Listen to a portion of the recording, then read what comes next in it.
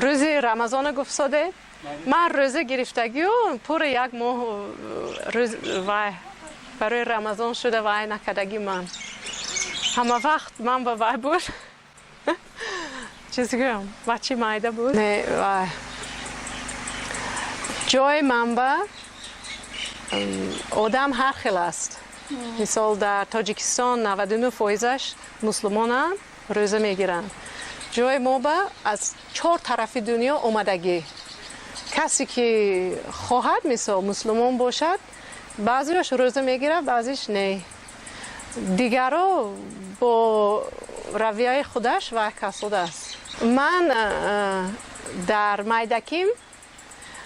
در اویل اتئیست کلان شدگی یعنی که پدر و مادرم میگفتن که خدا نیست من راستی گپ همین شنیده مثلا میگفتن که تولد میشوید کلان میشوید کار مییابید شوهر میکنید فرزنددار میشید میمورید زندگی همین دیگه هیچ چیز نیست دلم گم میزد که نخواد فقط برای مثال همین دنیای دو روزه زندگی باشد خداوند دل هر یکی ما به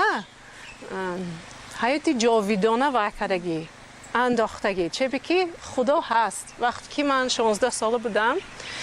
دوگانم من طرفی در استرالیا کو بهت کم برای همین تاجیکستان نقض میبینیم لیکن در استرالیا یک جای کوهستان هست همونجا یک مایده تاچکه هست که برف میبارد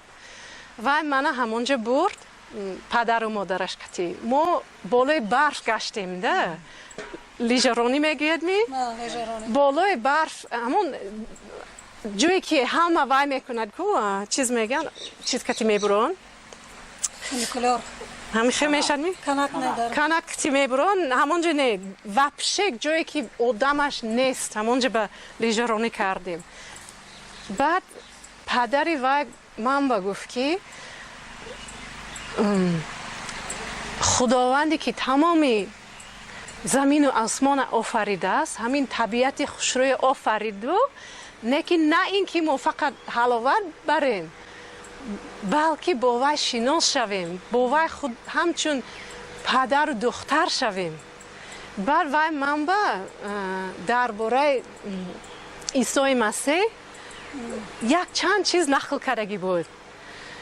بعد من همین چیز به دلم وای شد خودی که زنده شد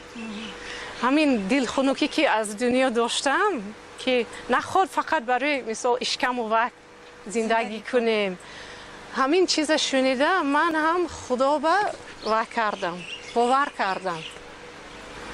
اکو خریستیانی گوید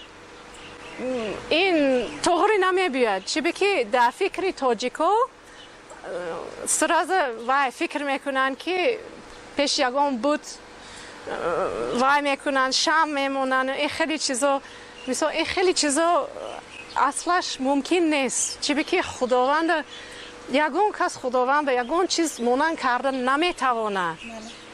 یا نمی برای همین من میگم که من کتاب مقدس میخونم مثال خدایا میپرستم نه که من خیلی چیزی که حاضر شما گفتید کاتولیک خریستیان من خیلی نیستم